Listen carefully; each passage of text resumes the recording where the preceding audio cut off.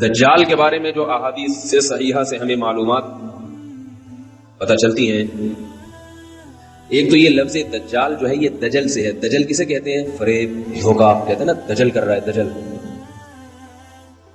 حدیث میں آتا ہے قرب قیامت میں دجال ظاہر ہوگا، اسے اللہ نے طاقتیں دی ہوں گی، بہت ساری قوتیں دی ہوں گی، زندہ کو مار دے گا اور مردے کو زندہ کر دے گا،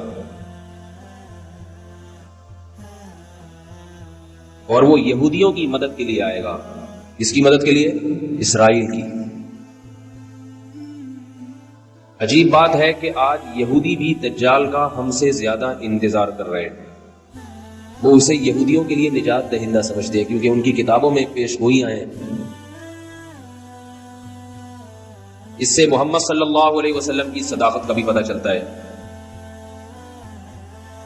کہ آپ صلی اللہ علیہ وسلم کی پیش گوئیاں ایسی پیش گوئیاں بھی ہیں جن کو غیر مسلم بھی تسلیم کرتے ہیں۔ اللہ نے پیغمبروں کو، پچھلے پیغمبروں کو اس کا وقت نہیں بتایا تھا کہ وہ کب ظاہر ہوگا، اس لیے حدیث میں آتا ہر پیغمبر نے اپنی امت کو اس سے ڈرایا ہے، اس کے فتنے سے بچنے کا حکم دیا ہے۔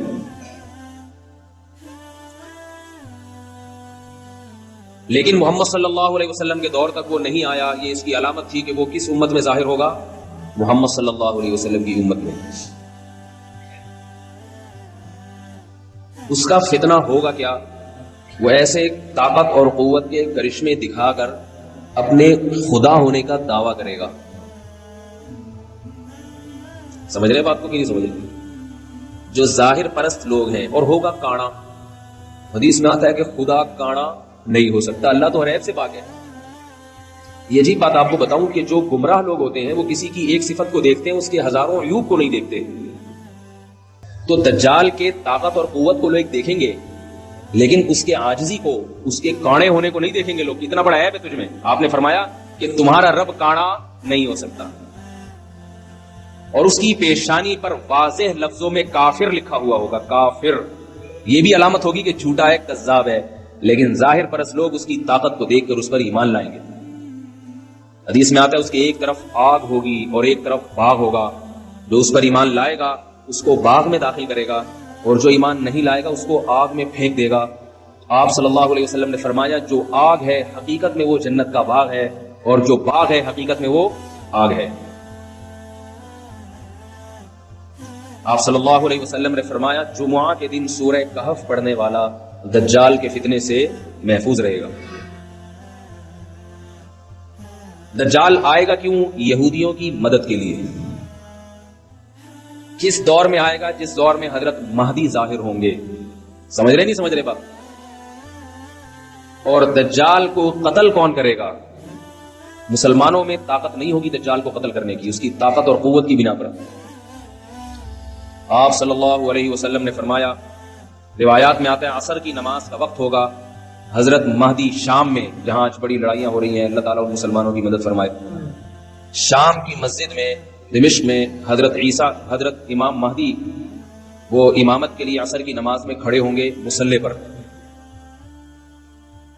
اچانک جب اقامت سے فارغ ہوں گے دیکھیں گے کہ آسمان سے حضرت عیسیٰ ابن مریم علیہ الصلوۃ والسلام فرشتوں کے کندھوں پر ہاتھ رکھ کے نیچے کی طرف نازل ہو رہے ہیں۔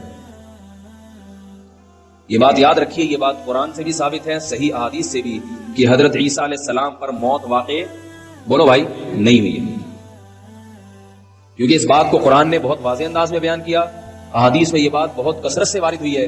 لہذا جو شخص حضرت عیسیٰ کی موت کا قائل ہے وہ اسلام سے خارج ہے۔ یہ میں اس لیے کہہ رہا ہوں کہ قادیانی حضرت عیسیٰ علیہ السلام کی حیات کے قائل نہیں ہے، موت کے قائل ہیں۔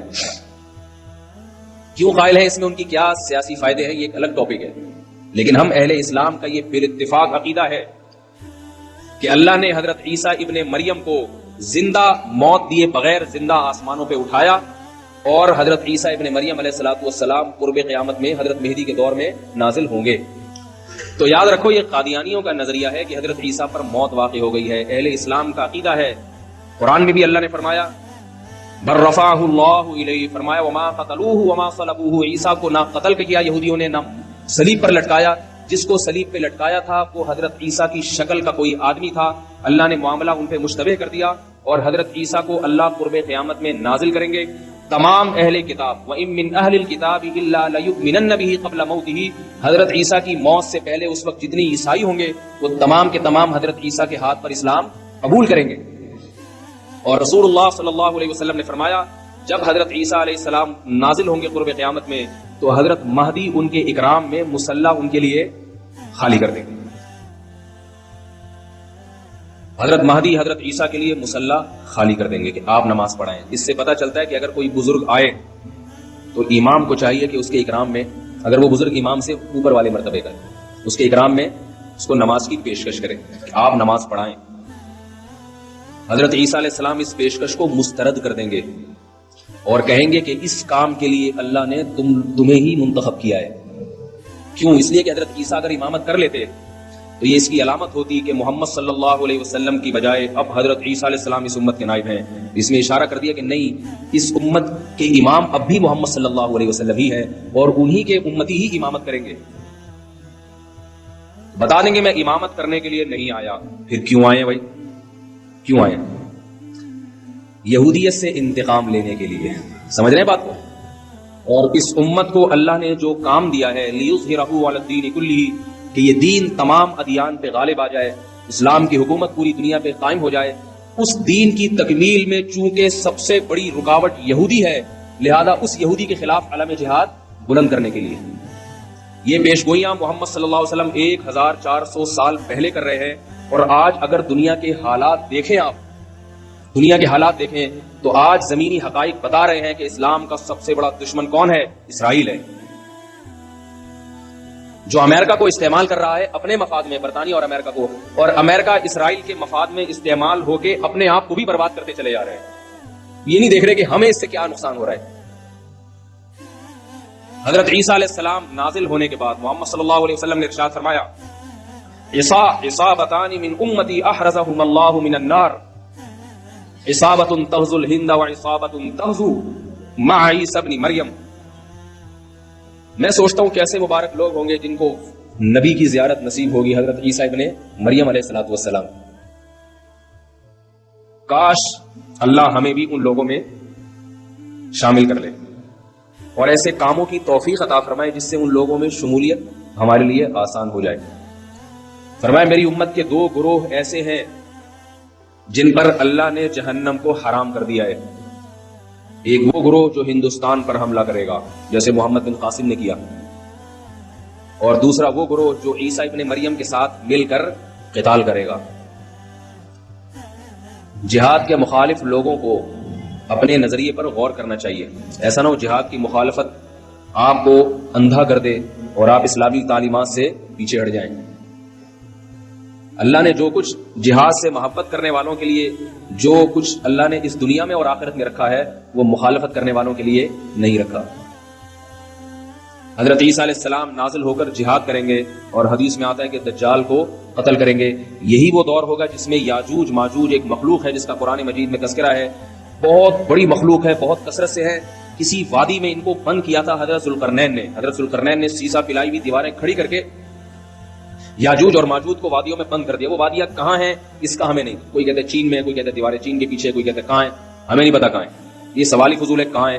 اللہ نے جہاں کرنا تھا وہاں کر دیا.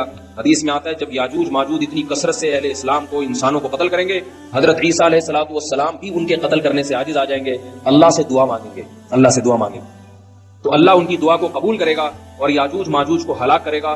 اتنے کثرت سے ہلاک ہوں گے کہ زمین انسانی لاشوں کے تعفن سے بدبودار ہو جائے گی. اللہ آسمان سے بارشیں برسائیں گے اور ان کی لاشوں کو بہا کے سمندروں میں، دریاؤں میں پھینک دیں گے، جس سے زمین پاک صاف ہو جائے گی. اور پھر اسلام کی مخالفت کرنے والا اس روئے زمین پر کوئی بھی نہیں بچے گا.